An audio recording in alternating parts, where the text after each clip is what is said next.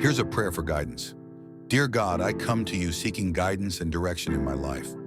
I am uncertain about the path ahead and need your wisdom to navigate my decisions. Please shine your light on my journey and help me to discern your will. Give me clarity of thought, wisdom, and understanding. Guide me in your truth and lead me to the right decisions. Help me to trust in your sovereignty and goodness.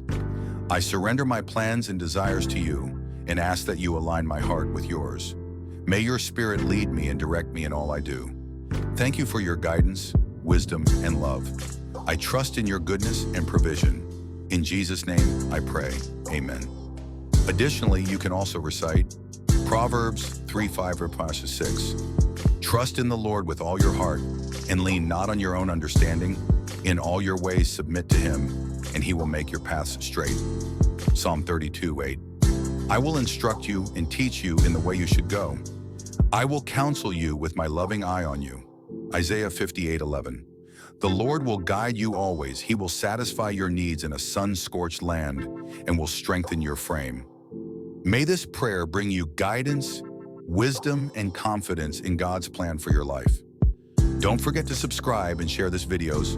Comment amen if you like this video. In the name of Jesus, amen.